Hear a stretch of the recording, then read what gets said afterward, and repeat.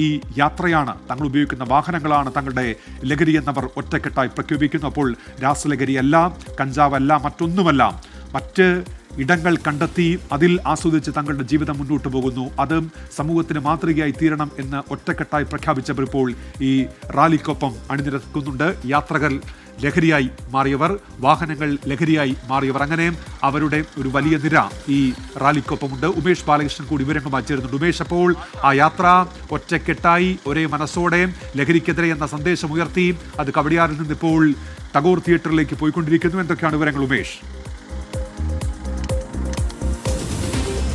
ഉന്മേഷ്, ഇപ്പോൾ നമ്മൾ കവടിയാർ കഴിഞ്ഞു. കവടിയാറിലേക്ക് ഒന്ന് വെള്ളയമ്പലത്തേക്ക് എത്തുകയാണ്. ഞങ്ങൾ ഏറ്റവും മുന്നിൽ ഷഫീദുണ്ട്. ഷഫീദ്, SK അടക്കമുള്ളവർ ഏറ്റവും മുന്നിലുണ്ട്. നമ്മൾ ഏറ്റവും പിറകിൽ ഇപ്പോൾ ഈ വനിതാ റൈഡേഴ്സ് പോകുന്ന ബൈക്കുകൾക്ക് പിറകിൽ വിൻറ്റേജ് ജീപ്പുകളിലാണ് നമ്മളുള്ളത്. എന്തായാലും വളരെ ആവേശത്തോടു കൂടി നമ്മൾ ആ ഒരു യാത്ര, ആ ഒരു ലഹരിക്കെതിരെയുള്ള മഹത്തായ ലക്ഷ്യം കൈവരിക്കുക എന്നുള്ള SKൻ്റെ ആ ഒരു ലക്ഷ്യപ്രാപ്തിയിലേക്കുള്ള യാത്ര, അത് ഉടൻ നമ്മൾ ആ ഒരു ഉദ്ഘാടന വേദിയായ ടാഗോറിലേക്ക് എത്തും. ഏറ്റവും മുൻനിരയിൽ റോളർ സ്കേറ്റിംഗ് നടത്തുന്ന ചെറിയ കുട്ടികളാണ്.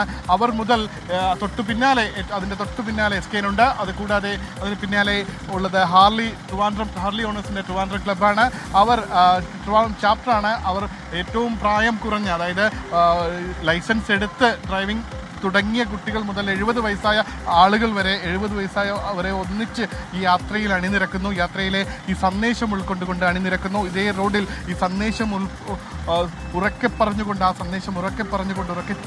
എങ്ങനെയാണ് ആ ലഹരിയിൽ നിന്ന് മുക്തിയായി മുന്നോട്ട് പോകാമെന്നുള്ള സന്ദേശം ഉൾക്കൊണ്ട് ആ ടീം മുന്നോട്ട് പോവുകയാണ്. എന്തായാലും ഇനി നമ്മൾ വെള്ളയമ്പലത്തേക്ക് എത്താൻ പോവുകയാണ്. വെള്ളയമ്പലത്തിൽ എത്തിക്കഴിഞ്ഞാൽ അവിടെ നിന്ന് ഏകദേശം 500 മീറ്ററാണ് ടാഗോറിലേക്കുള്ളത്. ആ ടാഗോറിലേക്ക് എത്തിക്കഴിഞ്ഞാൽ ഉടൻ നമ്മൾ ആ ഔദ്യോഗികമായ ചടങ്ങുകളിലേക്ക് നടക്കും. എന്തായാലും കേരളം കാത്തിരുന്ന ആ ഒരു ഉദ്യമം ഏറ്റെടുത്തുകൊണ്ട് SKN മുന്നോട്ട് പോകുന്നു. SKൻ്റെ ആ ഒരു ഇന്ന് ഈ ഔദ്യോഗികമായ ഉദ്ഘാടനത്തോടു കൂടി ആ ഒരു ദൗത്യം സ്വയം ഏറ്റെടുത്തുകൊണ്ട് തുടർന്നുള്ള 30 ദിവസം കേരളത്തിലെ ഓരോ സ്ഥലത്തേക്കും SKനും ടീമും എത്തുന്നു. കൃത്യമായ സന്ദേശം, മയക്കുമരുന്നിനും അക്രമങ്ങൾക്കുമെതിരെയുള്ള സന്ദേശം പൊതുജനങ്ങളിലേക്ക് എത്തിച്ചുകൊണ്ട് ആ ഒരു ഉത്തരവാദിത്വം, അത് TV സ്ക്രീനുകൾക്കകത്തിരുന്ന ആ ഉത്തരവാദിത്വം നിറവേറ്റുന്നതിനൊപ്പം 40 വർഷത്തെ പ്രക്ഷേപണ ചരിത്രത്തിൽ അദ്ദേഹം ആ പൊതുജനങ്ങൾക്കിടയിലേക്ക് ഇറങ്ങി വന്ന് തങ്ങളുടെ ആ ഉത്തരവാദിത്വം നിറവേറ്റാനുള്ള ആ ഒരു ഉത്തരവാദിത്വം, 40-ാം വർഷം ആ ഉത്തരവാദിത്വം സ്വയം ഏറ്റെടുത്തുകൊണ്ട് കേരള ജനതയുടെ മുന്നിലേക്ക്, ജനതയുടെ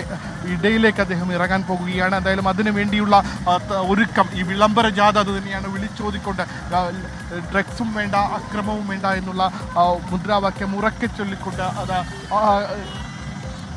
ആ വിളംബര ജാഥ മുന്നോട്ട് പോവുകയാണ്. ഒരുപക്ഷെ 40 വർഷത്തെ പ്രക്ഷേപണ ചരിത്രം അവകാശപ്പെടാൻ മറ്റൊരാൾക്കും ഉണ്ടാകില്ല.